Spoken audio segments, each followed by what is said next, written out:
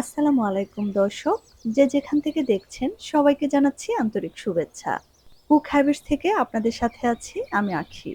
Cook habits এর আজকের আয়োজনে থাকছে চিকেন স্টার ব্রেড রেসিপি। অনেক বেশি নরম তুলতুলে এই পাউরুটির ভেতরটা হবে চিকেনের পুর ভরা। বিকেলের নাস্তায় কিংবা বাচ্চাদের টিফিনে এটা কিন্তু আপনারা অনায়াসেই রাখতে পারবেন। আর এরকম একটা পাউরুটি বানিয়েই পরিবারের সবাই মিলে খাওয়া যায়। ভীষণ মজার এই স্টার ব্রেডটি আমি চুলায় তৈরি করে দেখাবো। আশা করছি আপনাদের ভালো লাগবে। আর রেসিপি ভালো লাগলে ভিডিওটিতে একটি লাইক করে দেওয়ার অনুরোধ জানাচ্ছি। চিকেন ব্রেড তৈরি করার জন্য আমি প্রথমে খামিরটা তৈরি করে নেব। নিয়ে নিচ্ছি 1.5 কাপ পরিমাণ ময়দা। চাইলে এখানে আটাও নেওয়া যাবে।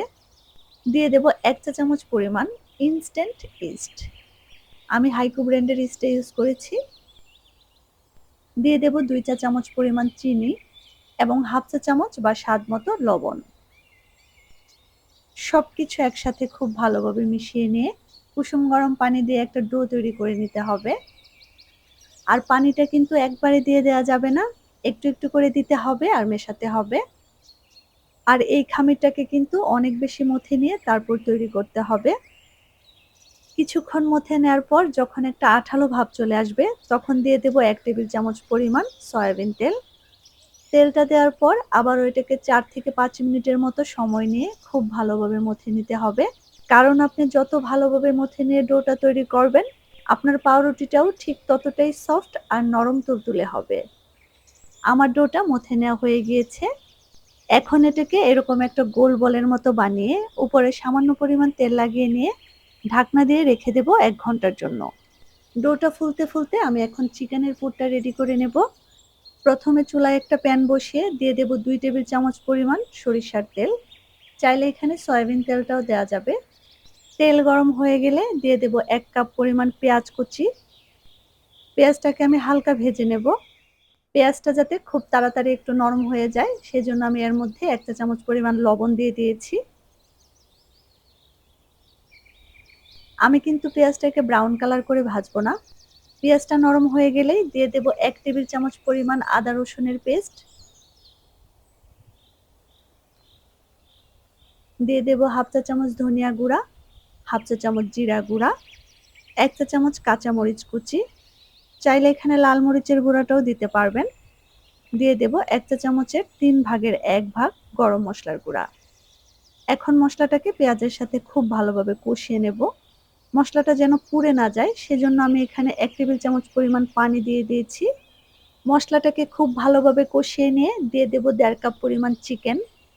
আমি মুরগির বুকের মাংস নিয়ে সামান্য পরিমাণ লবণ আর আদা রসুন মিশিয়ে এটাকে সেদ্ধ করে তারপর কাঁটা চামচের সাহায্যে এভাবে করে ছিঁড়ে নিয়েছি। দিয়ে দেব 1 কাপ পরিমাণ গাজর কুচি। গাজরটাকে আমি এভাবে করে গ্রেটারে গ্রেট করে নিয়েছি। এখন এটাকে খুব ভালোভাবে মিশিয়ে নিয়ে 1 থেকে 2 মিনিটের মতো রান্না করে দিয়ে দেব 1 টেবিল চামচ পরিমাণ ময়দা। ময়দাটা দিয়ে খুব ভালোভাবে মিশিয়ে এটাকে 1 মিনিটের মতো রান্না করব, যাতে করে ময়দার কাঁচা গন্ধটা চলে যায়। এ পর্যায়ে দিয়ে দেব 1 কাপ পরিমাণ দুধ। হাফ চা চামচ পরিমাণ গোলমরিচ আমি ক্রাশ করে দিয়ে দিয়েছি। এখন এটাকে খুব ভালোভাবে নেড়েচেড়ে মিশিয়ে নিতে হবে, নতুবা ময়দাটা দলা পাকিয়ে যাবে। আমি এটাকে 4 থেকে 5 মিনিটের মতো রান্না করে নিয়ে দিয়ে দেব 2 টেবিল চামচ পরিমাণ টমেটো সস এবং 1 টেবিল চামচ পরিমাণ মেয়োনিজ। এখন সবকিছু একসাথে মিশিয়ে নিয়ে 2 থেকে 3 মিনিটের মতো রান্না করে নিলেই হবে। এই পুরটা খেতে কিন্তু ভীষণ মজার হয়ে থাকে। চাইলে কিন্তু এই পুরটা দিয়ে আপনারা চিকেন স্যান্ডউইচ, চিকেন শার্মা এবং চিকেন রোলও বানাতে পারবেন। আমার পুরটা হয়ে গিয়েছে। এখন এটাকে আমি এক সাইডে রেখে দিয়ে চিকেন ব্রেডটা তৈরি করব। আমি ব্রেডটাকে সেট করার জন্য এরকম একটা স্টিলের থালা নিয়ে নিয়েছি। থালার মধ্যে আমি একটা বেকিং পেপার বিছিয়ে নিয়ে সামান্য পরিমাণ তেল ব্রাশ করে নেব। এতে করে পরবর্তীতে ব্রেডটা মোল্ড আউট করতে সুবিধা হবে। আর আপনাদের কাছে যদি বেকিং পেপার না থাকে তাহলে যে কোনো লেখালেখির কাগজ এখানে ইউজ করতে পারবেন। 1 ঘন্টা পর আমার পাউরুটির ডোটা ফুলে ঠিক ডাবল হয়ে গিয়েছে। এখন এটাকে আবারও 2 থেকে 3 মিনিটের মতো খুব ভালোভাবে মথে নেব। এতে করে কিন্তু পাউরুটিটা অনেক বেশি সফট হবে আর খুব ভালোভাবে ফুলবে। মথে নেওয়া হয়ে গেলে আমি এটাকে একটা বোর্ডের মধ্যে ট্রান্সফার করে নিয়েছি। এখন একটা ছুরির সাহায্যে আমি এটাকে ২ ভাগে ভাগ করে নেব। একটা ভাগ আমি একটু বড় করে রাখবো, আরেকটা ভাগ একটু ছোট করে করব।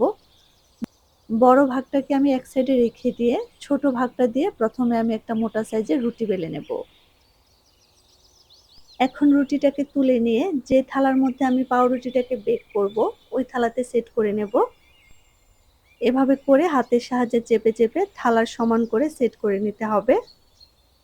এখন আগে থেকে তৈরি করে রাখা চিকেনের পুরটা রুটির মাঝ বরাবর সমানভাবে ছড়িয়ে দিতে হবে। একটা স্প্যাচুলার সাহায্যে আমি সমানভাবে ছড়িয়ে দিয়েছি। এখন পাউরুটির খামির থেকে যে বড় অংশটা রেখে দিয়েছিলাম, ওটা দিয়ে আরেকটা রুটি তৈরি করে চিকেনের পুরটাকে ঢেকে দিতে হবে।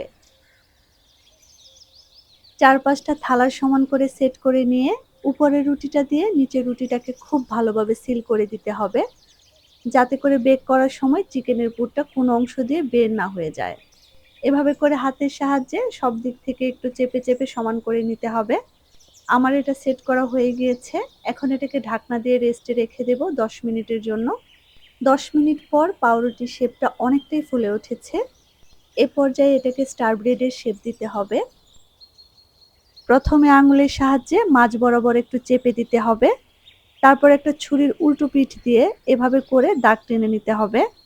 দেখে নিশ্চয়ই বুঝতে পারছেন কাজটা আমি ঠিক কিভাবে করছি। কাজটা কিন্তু খুবই ইজি। একটু খেয়াল করলেই বুঝতে পারবেন কাজটা আমি ঠিক কিভাবে করছি। পাউরুটির উপর দোকানের মতো সুন্দর একটা কালার আনার জন্য আমি এখানে একটা ডিমের কুসুমের সাথে ১ টেবিল চামচ পরিমাণ দুধ খুব ভালোভাবে ফেটিয়ে নিয়ে পাউরুটির শেপটার উপর খুব ভালোভাবে ব্রাশ করে লাগিয়ে দেব। এতে করে পাউরুটিটা বেক করার পর পাউরুটির মধ্যে ওভেনের মতো সুন্দর একটা কালার আসবে। উপর থেকে আমি কিছু সাদা তিল ছড়িয়ে দেব। এতে করে পাউরুটিটা দেখতে এবং খেতে ভালো লাগবে। আমার পাউরুটির শেপটা সেট করা হয়ে গিয়েছে।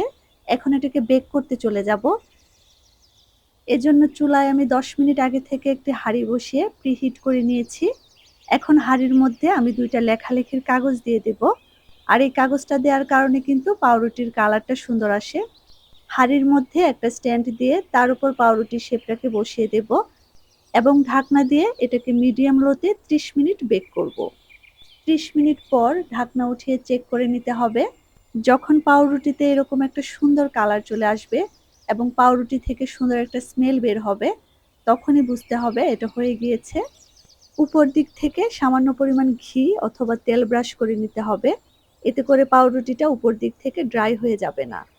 দেখে নিশ্চয়ই বুঝতে পারছেন পাউরুটিটা উপর থেকে এবং ভেতর থেকে ঠিক কতটা পারফেক্ট হয়েছে। আর খেতে তো হয়েছে মাশাআল্লাহ অসাধারণ। আশা করছি আমার আজকের রেসিপি আপনাদের ভালো লেগেছে। আর রেসিপি ভালো লাগলে চ্যানেল সাবস্ক্রাইব করে পাশে থাকবেন। ইনশাআল্লাহ দেখা হবে পরবর্তী রেসিপিতে। সবাই ভালো থাকবেন। আসসালামু আলাইকুম।